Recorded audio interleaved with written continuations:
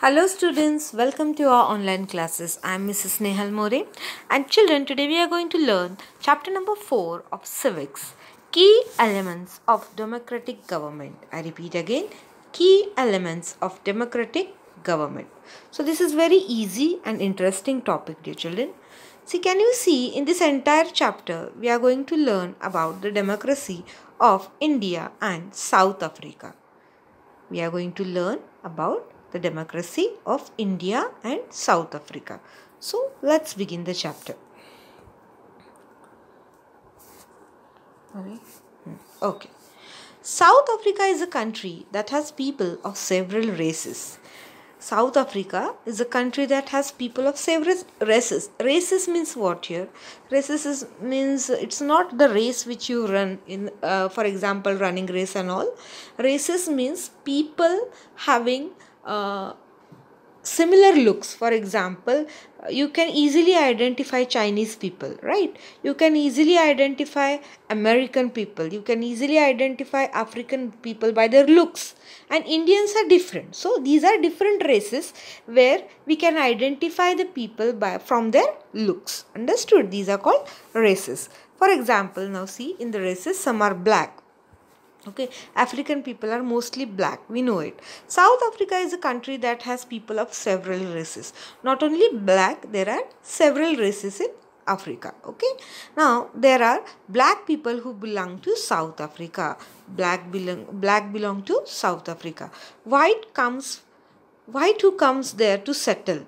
White people are those who have come from other countries to settle down in Africa. Okay, and the Indians who come as laborers and traders. There are many Indians in South Africa. They are mostly laborers or traders. Okay, now here's again a story of Maya Naidu, an 11-year-old girl. Maya Naidu, she lives in South Africa, and here's a story of Maya Naidu, and she's an 11-year-old girl, and South African girl living in a town of Johannesburg was helping her mother clear up her old boxes. She found a scrapbook full of pictures. Now Maya Naidu, she is a 11-year-old girl and she is a South African girl. And what she was doing, she was helping her mother to clear up the old boxes. That means she was helping her mother in the household work. Okay. And what she found in that, she found a scrapbook. Scrapbook means where we write our memories, right? So where we stick pictures and all, everything we mention it. Our friends also write in our scrapbooks, right? So it's a memory book, right? Full of pictures. It was full of pictures. There were many pictures in the scrapbook, and also there were newspaper articles. Now, what she read that in the newspaper articles, there were many pictures of a young schoolboy of around 15 years of age.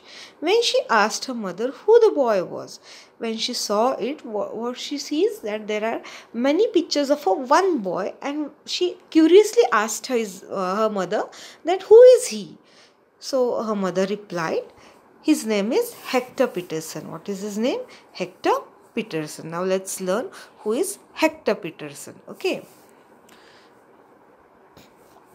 Hector Peterson, he had been shot by police.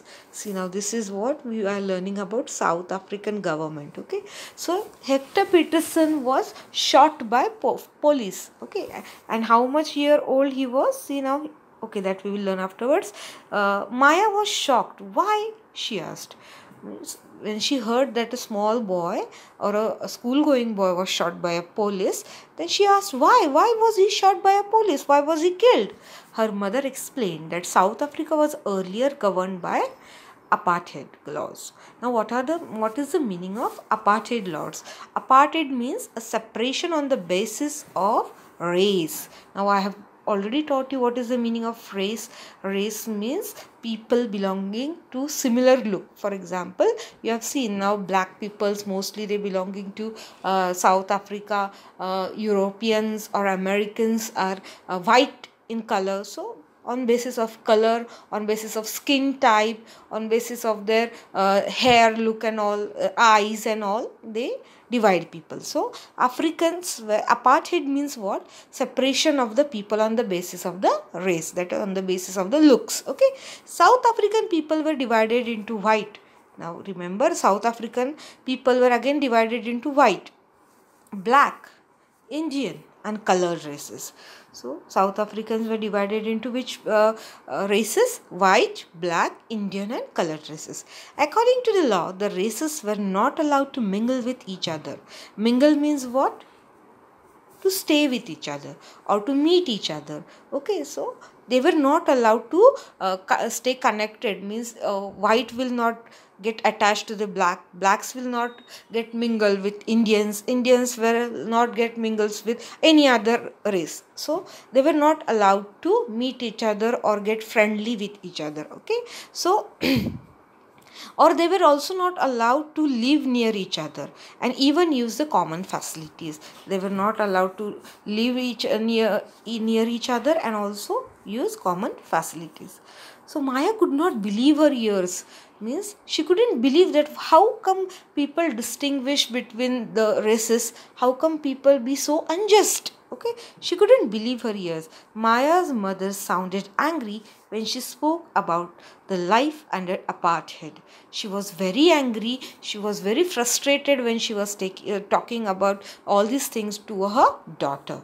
Okay, she told Maya that in those days, hospitals were separate. Now see here Maya, she is reading a article of a newspaper and her mother is explaining to her. Okay, hospitals were separate and so were ambulances. See, not only facilities, basic facilities like hospitals, there also discrimination was being done. Hospitals were separate. Hospitals were separate and ambulances were also separate. An ambulance meant for white people had equipped facilities. Ambulance which was made for white people had many more facilities compared to the black people. There were separate trains and buses also, not only hospitals, ambulances, there were separate trains and buses. Okay, even the bus stops were different. Can you believe this? Even the bus stops were different for black and white people. So the discrimination was on the huge level. We don't follow this kind of rules, right? So non-whites were not allowed to vote. Those who were not white in color, they were not allowed to vote also. The best land means where we can grow crops, which is good for the cultivation, which is good in quality. The best land was given of the country was reserved for the white people, and the non-whites was given the worst available land. Means जो कुछ भी अच्छा है, it was given to white people, and remaining worst things were given to the black people. Okay. Now, thus blacks and colored peoples were not considered blacks and colored peoples were not considered to be equal to whites. Okay, such kind of injustice was done. Okay, one black township was the Southwestern Township. Township means what? Where many people live together. In Soweto. Was in Soweto. Hector Peterson lived here and he and his classmates joined the protest. Wait a moment.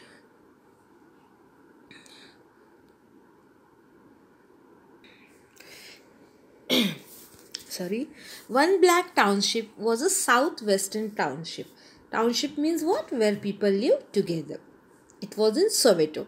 And there lived a boy named Hector Peterson. And his classmate and he himself joined a protest against learning Afrikaans language. He was protesting, means he was against of learning Afrikaans language in school. This was the language that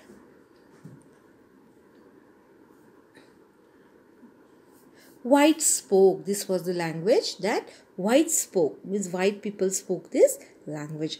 And why he was against it? Because he was a black and he said that we want to learn in our own language. We don't want to learn the language which white people spoke. Okay. So there was a protest against it.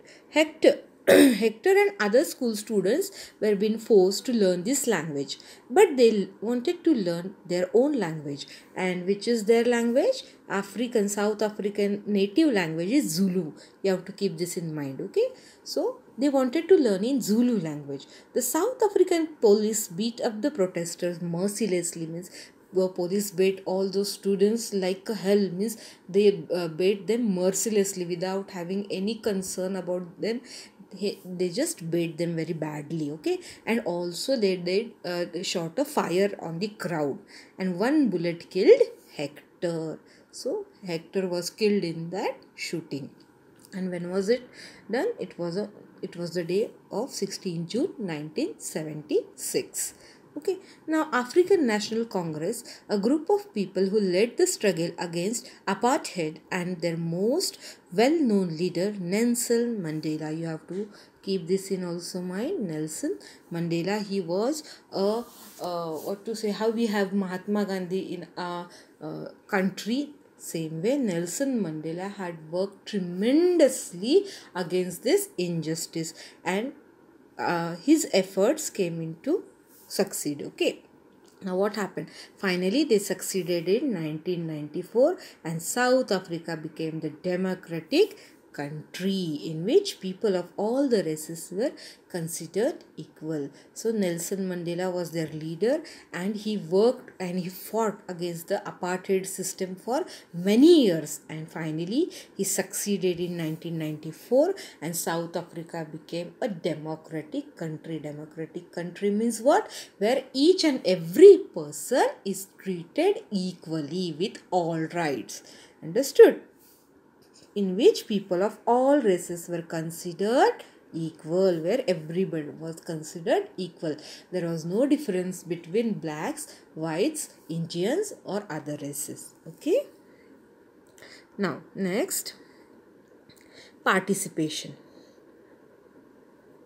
Why do we have regular election? Now tell me.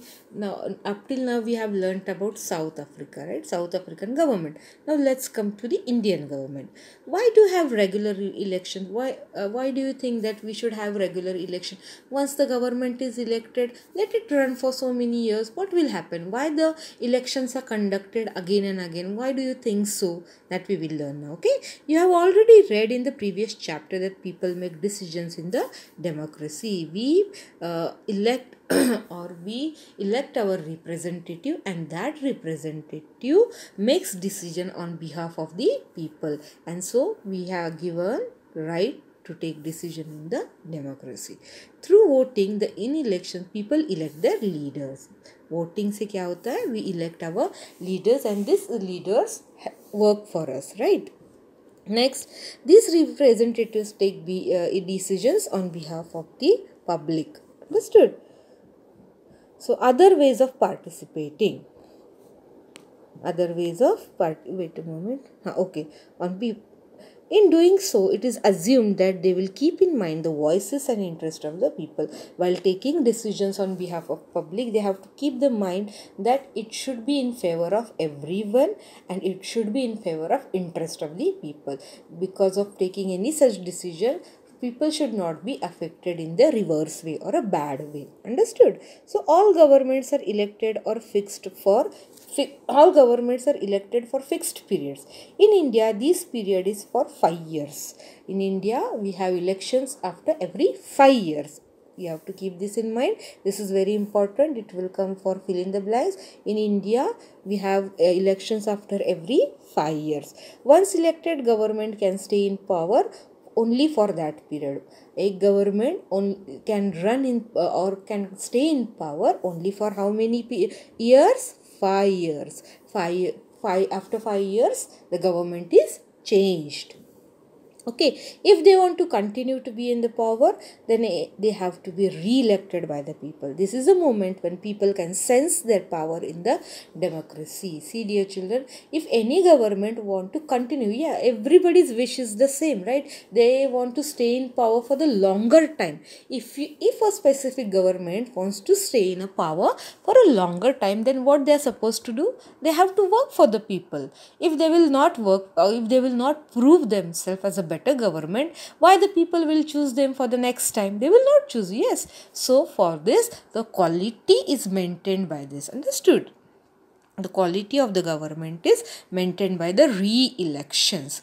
This is a moment when people can sense their power, and because of this we have the power in our hands to choose our own government, and this strengthens our democracy. Okay, in this way the power of government gets limited by regular elections. So here a government can't do their money. Okay, they are not allowed to take decisions on their own. They are supposed to think about the people. If they don't do such things, then in the next election people will not vote them. Understood? So it's a very fair game. When you work for the people, people will give you vote, and again you can be elected. So by this re-election, the power of the government is limited. It becomes limited. It gets limited. Understood? Now, what are the other ways of participating? Elections are usually held once in 5 years. I have told you, after every 5 years, elections are held. Besides voting, there are other ways to participate in the process of government. Only by voting, our work doesn't finish. We can participate in the work of government in the various ways. People participate by taking interest in working for the government and by criticizing it when required. See, if a government takes any decision and we are not in the favor of it, people can strongly oppose that decision. Okay, we can say that no, government is wrong. We are not in the favor of accepting any decision, and we can go against the government and protest against the government. Okay, in August 2005, see now, there's an incident in August 2005 when a particular government increased the money, people had to pay the electricity for. Okay, in 2005, August 2005, government has decided to increase the electricity bill of people. So people expressed their disapproval very sharply. So people didn't welcome this decision. They were not happy with it. So very sharply they said that no, we are not in the favor of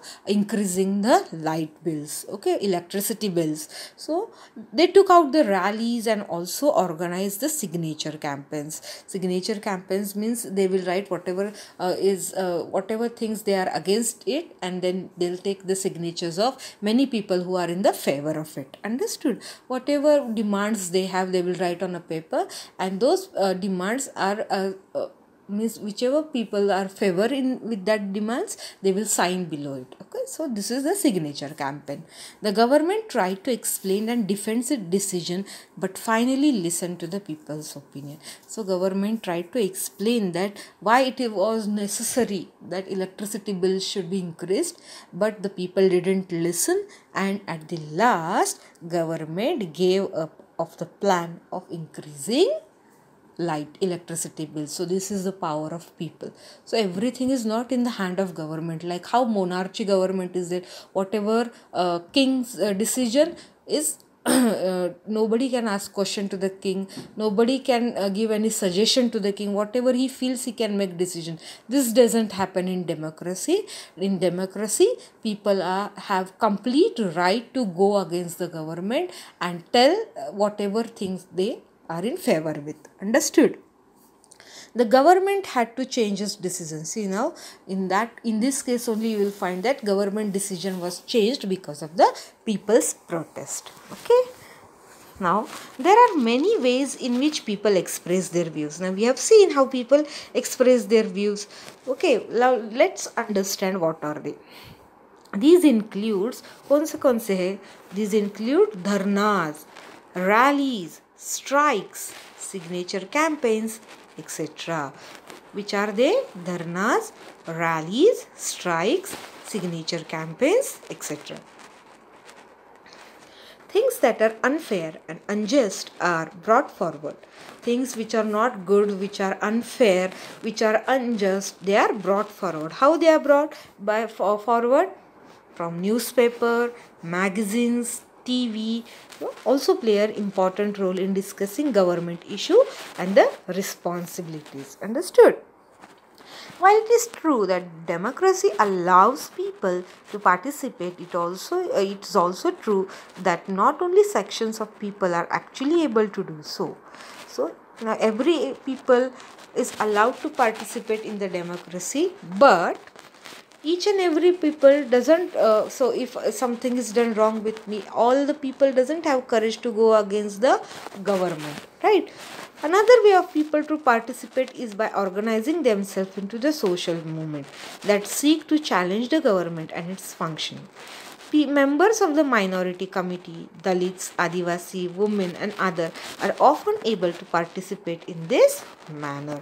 Means what those who are not able to go against the government, what they do, they come together in the form of, for example, Dalit people, Adivasis, women's, and others are often able to participate in this manner. They come together and they have dharnas, rallies, and all these things. Understood? Next, if a country people are alert and interested in how the country is run, the democratic character of the government of the country will be stronger. See, this is very important. If country people are alert of what government is doing, the government will not have that much of guts or daring to take wrong decisions. So, it is very necessary that all the citizens of our country should be alert about all the government decisions. Understood? So the next time when we see rally, for this what you will do when you see any rally going on the road or people protesting against anything, you have to wait and watch and observe that thing. Why are people going against the government? What is the matter? By this you can learn the democracy correctly. Understood? Now, need to resolve conflict. Now, in Maya's story, now let's go again back in Maya's story.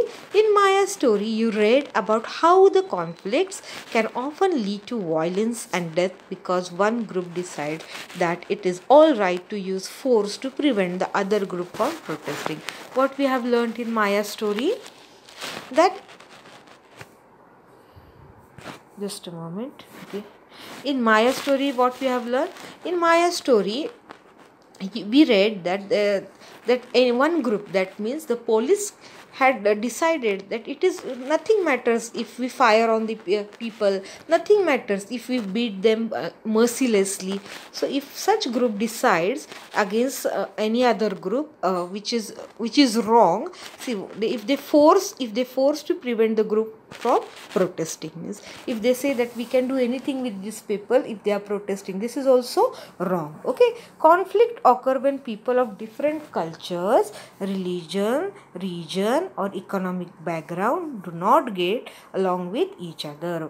Conflict कब होता है? When people of different cultures, religions, regions, or economic background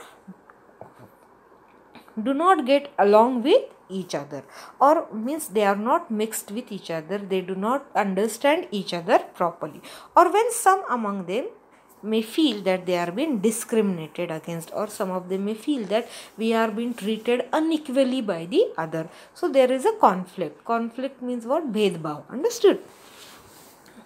People may use violent means to settle their differences. People may use, so if they want to settle these differences, they wanted to abolish the discrimination, then what they will do? They will use some violent ways. That means, see how the police had done. Police had killed that boy, Peter, right? So this violent ways are being used. This leads to fear and tension. Because of this, what happens? Fear and tension is there among the living beings. The government is responsible for helping to resolve conflict. And if such conflict is been occurring, then who is responsible to solve it? Government is responsible. Okay. Let's read about them, some of the conflicts in our society. Now, let's read about them. The Indian Constitution lays down the basic rule or laws that has been followed by everyone. What does the Indian Constitution says? Indian Constitution says that these laws are both for the government and the people. Whichever laws are there, they are not only for the people, the laws are also for the government. Conflicts and differences have to be resolved according to the laws. Conflict or any differences, that has to be solved according to the laws. Now we will read about this in the later classes. Religious processions. Religious processions. Now, religious procession. What is the meaning of religious processions? Processions means what? Miravnuk. Understood? So, how we have Ganpati's procession, same way. Miravnuk. Understood? It is called procession in English. So, religious processions and celebrations can sometimes lead to conflict. For example, the route of processions takes may lead to a conflict. The government, particularly the police, play an important role in getting representatives of concerned communities to meet and try to arrive at a solution. Now here we have seen, dear children, in Karad also what happens if there is any procession, means if there is any miravnuk in our society or in our city, then what happens, there you can see many policemen are there. Why they are there? To see whether there should be no fight between the people, all the things should go smoothly and properly. Understood? So the government, particularly the police, play a very important role in this. At times there are fear that violence may erupt. Right, at time we fear that some fight may occur, violence may erupt with the people throwing stones or trying to disrupt the processions. The police is responsible for ensuring the violence. The police is responsible for ensuring the violence doesn't take place. Rivers, see here, rivers can also become a source of conflict between two states. A river may begin in one state, flow through. See now, rivers too can become a source of conflict. See, sangharsha, conflict means what? Sangharsha, to say how proper we are and how improper you are. Understood? Rivers too can become a source of conflict between two states. A river may begin in one state and flow through another and end in the third. Now river can go in any state, right? So for example, the sharing of the river water between different states that the river goes through becomes an issue of conflict. See now, which rivers flow from one state to another state to the third one. Now there is a problem. Why? Because who will share the water? Who will get more water from that river? Which state will get? So for this reason also there is a fight between the states. Now there is a beautiful example here, you can understand by it. For example, you may have heard the Kaveri water dispute between Karnataka and Tamil Nadu. This is every year we hear in news that due to Kaveri water there is a conflict, there is a sangharsh between Karnataka and Tamil Nadu. The water stored in Krishna Raj Sagara Dam. Krishna Raj Sagara Dam is located in Karnataka. Krishna Raj Sagara Dam is located in Karnataka. You have to keep this in mind. This will come for fill in the blanks also. Okay. So where is Krishna Raj Sagara Dam located? It is in Karnataka. And the water from this dam is used for irrigation and number of districts for meeting the needs of city of Bangalore. Water is used for irrigation and also the water is provided to Bangalore. Bangalore is a huge city, metropolitan city, right? The water stored in Mettur dam is in Tamil Nadu. Mettur dam is in Tamil Nadu. Krishna Raj Sagara in Karnataka and Mettur dam is in Tamil Nadu. These both dams are on the same river, that is Kaveri river, and the Tamil Nadu dam water is used for crops, okay, to grow crops, that is for irrigation. So conflict arises. Now why there is a conflict between both the dams and the same river? Because these dams are on the same river, that is on the Kaveri river. The downstream dam in Tamil Nadu can only be filled up in the water is released from the upstream one located in Karnataka. Now what happens? Now I'll tell you, dear children. Now here downstream dam. Now you can see, now here it is Karnataka and below that is Tamil Nadu, right? So what happens if the Kaveri is flowing from Karnataka and going through Tamil Nadu? If Karnataka people don't leave water from here, how the Tamil Nadu people they will get the water, right? So what happens? There is a fight. There is a fight between Karnataka and Tamil Nadu that who will get more water, or if the means how much water should be provided to each states. So they both always fight amongst it because the Kaveri river is originating from Karnataka and flowing to Tamil Nadu. So Karnataka dam, they are not leaving the water, and due to which Tamil Nadu dam is not getting enough water. So due to the less water, scarcity of water, they always have a fight between them. Understood? The central government has to step in. Now who will solve this? Government will solve the conflict. Barabar hai? So central government steps into this and makes a fair distribution of water. Now here again, equality and justice. One of the key ideas of a democratic government is its commitment to equality and justice. Equality and justice are inseparable. This is very important. Equality and justice are inseparable. They cannot be separated. The earlier practice of untouchability is now banned by the law. Now nobody is allowed to discriminate any person on the basis of religion, race, language, caste. Barabar hai? So if any person is considered to be untouchable, then that person who is considering him or her as untouchable is punished by the law. It's banned by the law. This group of people were denied education, transport and medical facilities. We have learned that Dr. Babasaheb Ambedkar were even not allowed to offer prayer, okay, whom you have read about earlier in this book, and many other like him.